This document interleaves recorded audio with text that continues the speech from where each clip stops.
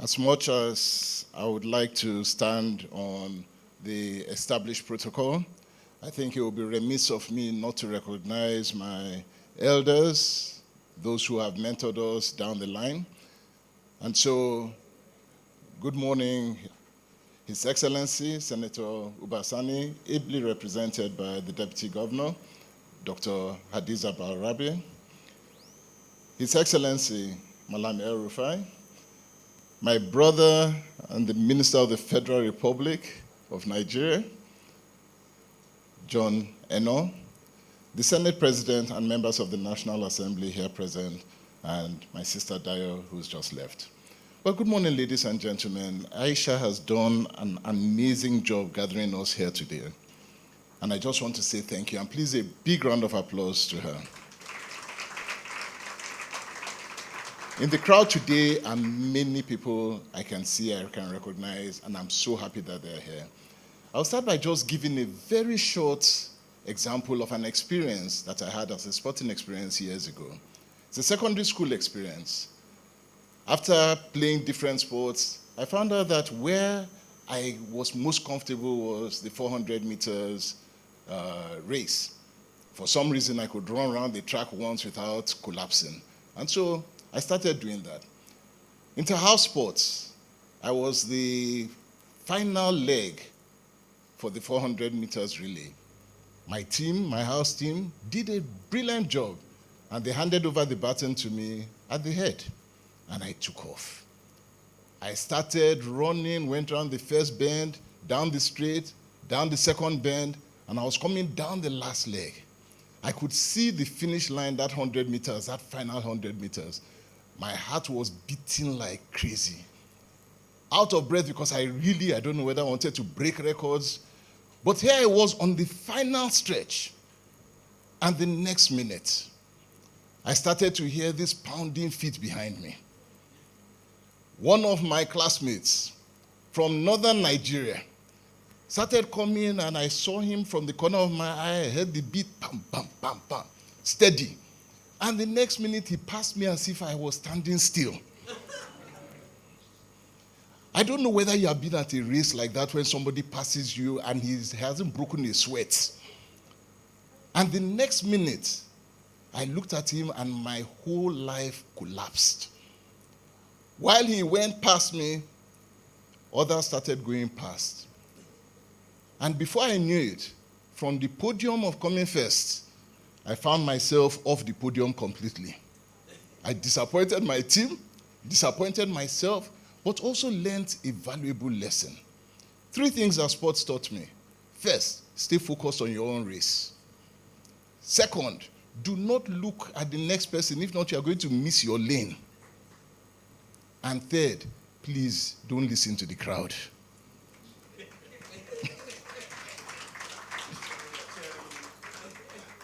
So having said that, in many ways, sports is regarded, as the minister said, as a pastime, a hobby, a game. But sport is more than that. As I've just explained, it's a lesson in life. To many ways, a way of life. To some, it is life itself. Sports has been known to unite nations. We've seen it in Nigeria. But sports has also been known to break marriages, as football fans and their wives. Sports has shaped careers. It has turned people who were zeros, nobody, to become heroes. But if you handle sports wrongly, it has turned people who have been heroes to zeros. It has destroyed people who have not been able to handle fame, handle prosperity very well. That's sports for you. It's a ready tool. It's available to make the best or the worst of. Some nations have understood this, and the Honorable Minister has explained this. For some reason, we have not understood yet the infinite potential to create immense wealth that sports brings to us. Some corporations, businesses have tapped into this to generate wealth, an incredible amount of it. Some individuals have shaped sports to become a wealth creation machine. So sports is a value creation enterprise. Understand that. its value is built around talent. And this talent is available globally. Wisdom then dictates that if talent is available globally, then talent must be granted the opportunity for it to excel. Talent plus opportunity will give you the value. Cristiano Ronaldo, an individual, earns 275 million per year, one individual, based on talent meeting opportunity. A golfer, John Ram, earns 203 million yearly, talent meeting opportunity. They don't both come from the same country. They don't both come from the same continent, but yet their talent has met opportunity all around. Corporations create value for talent. When you look at the 100 highest paid athletes in the world in 2003, broken down to sports, you will find that 40 basketballers, 40, earn 1.93 billion in terms of salaries and revenues. 1.93 billion distributed amongst 40 basketballers, one sport. 16 American footballers earn $749 million per year. 13 baseballers went home with $542 million. So in total, 69 of the 100, about 70% of them earned $3.22 billion in 2023. Unfortunately, go through that list and you will not find many Nigerians there. But the talent is here. So it's not a matter of luck that these earnings are concentrated in certain sports. The biggest sport in all of that is concentrated within the United States of America. It's not by chance, therefore, that big money is earned by sports in particular geography.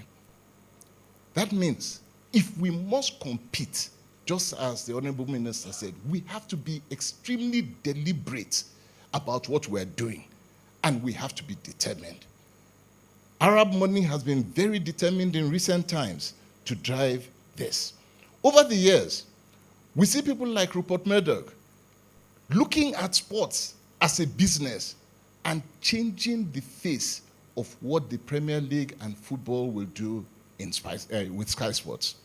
Today, Sky's revenue is 14.2 billion, driven mainly by sports. The United Arab Emirates poured money into the Premier League, the English Premier League. Arsenal has, you would know, please correct me if I'm right, $50 million in pounds, £50 million in annual revenue, which they have been doing for about 16 years, thereabouts. Manchester City, they bought Manchester City in 2008 for 200 million, and the revenue of Manchester City today is 712 million pounds per year. These are very deliberate actions. Saudi Arabia recently decided that they were going to begin to spend major money in sports. They bought Newcastle United, 305 million. They pay Ronaldo $215 million per year. They pay Neymar $121 million per year. Why? Karim Benzema, 78. Sadio Mane, 38 million. There's a reason behind it. Ask yourself, why are they doing it? Is it that they have too much money and no sense? Is it that, as Nigerians say, money means road? No, definitely not. There is a reason, and it's deliberate. And this goes to your point, Honorable Minister. It must be part of a vision, and the government must be determined to do it. So the Saudi, in their Vision 2030, decided that sports was going to be the deciding factor to move them from an oil economy to a diversified economy. Very deliberate, and they are pursuing it. As a result, tennis tournaments with the biggest, Novak Djokovic, Carlos Alcaraz, boxing fights, Tyson Fury, Francis Ngannou. Fury earned $30 million for that fight. Golf, John Rahman paid $300 million in signing fees alone. So Saudi Arabia is very, very deliberate. Now, when people hear this, they often start by making excuses. This can only happen in the US with Arab money. This can only happen with plenty money. Oh, it's beyond us in Nigeria. So my father used to say something.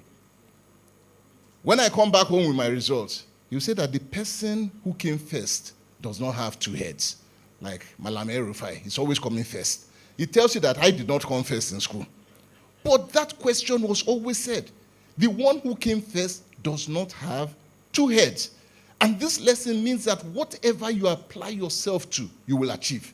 Once you have decided that that is what you want to do, you will achieve it. So Nigerians love their sports. Nigerians rally in support of their teams regardless of status, regardless of religion, regardless of ethnicity, and regardless of sex. When they don't have a national team to support, then you see them supporting Arsenal, Manchester City, Manchester United, Liverpool, and the like. This is just to fill the gap of a need. And so our Nigerian Premier League must be supported. Sport is an opportunity. It's not about the fan base. It's not about the players and the club. It's not about, there's an entire business behind sports. And Nigeria and her entrepreneurs must key in to this. Sports is a global revenue generator. $487 billion. $487 billion globally.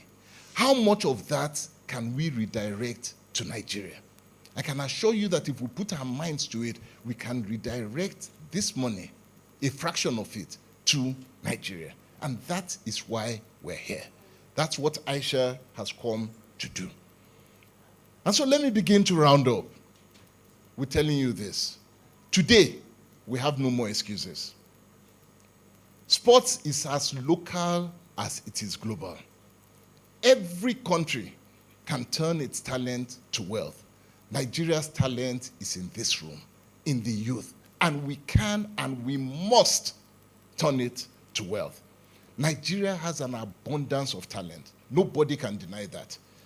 What we lack are the opportunities to harness that talent. And we must examine it, we must find it, and we must deploy it. So, we're here to explore those talents, and we must bring it alive. We will live here creating value and closing deals. And with this, I want to say a mega thank you to the Kaduna State government for the deal that was already closed with SWA. Thank you. And I hope it will spur others to close deals. Already yesterday, I just walked in here, and one of my younger brothers held me and convinced me before I left here that I must enter into an agreement on the basis of SWA to sponsor sports in Rivers State. And I agreed with him that I would do so. So that's the second deal already done. And so before we leave here, we must create additional value. More deals must be announced before the end of today. So please start thinking about your deals. With that, I want to say a very big thank you for the time, and the pleasure has been mine. Aisha, God bless you. Continue doing a great job.